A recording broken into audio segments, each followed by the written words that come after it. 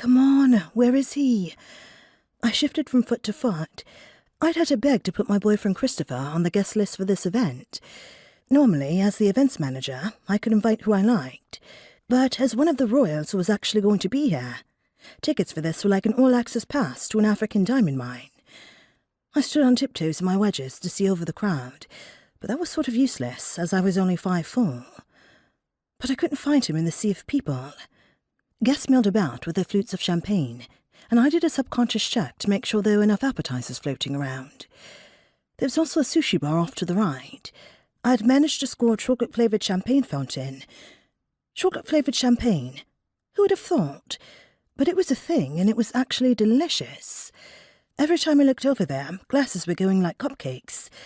I caught the eye of one of the waiters and then inclined my head toward the quickly vanishing glasses, and he nodded that he understood he had to go replenish them. Just because I was anxious about my boyfriend showing up didn't mean I still couldn't do my job.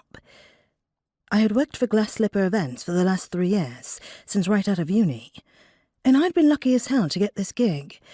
I always worked my ass off. I'd gotten the job by working my friendship with Alison, so part of me always felt like a fraud. The good news was that Alison and her partner Deborah loved me.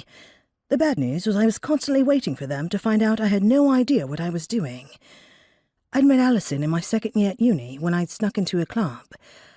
Granted, there had been a guy behind that excursion, one that I'd had a major crush on and who had no idea I existed.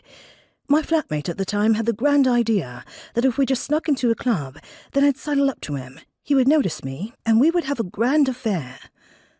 Things hadn't exactly worked out that way.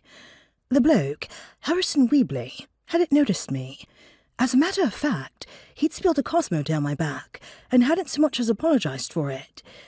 As a result, I squealed and bumped into the girl in front of me. That girl was Alison.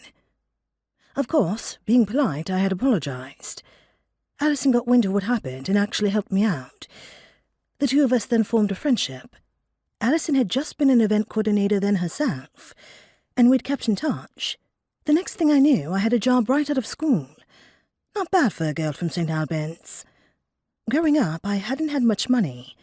I'd had zero access to places like this. It had all seemed like a dream, really.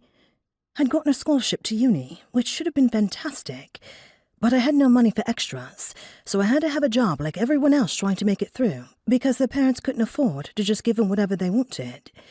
Now I catered to the stupidly rich. Full circle moment. Money apparently couldn't buy you good looks or taste. No skin off my back, really. I would just take the funds and stockpile them away.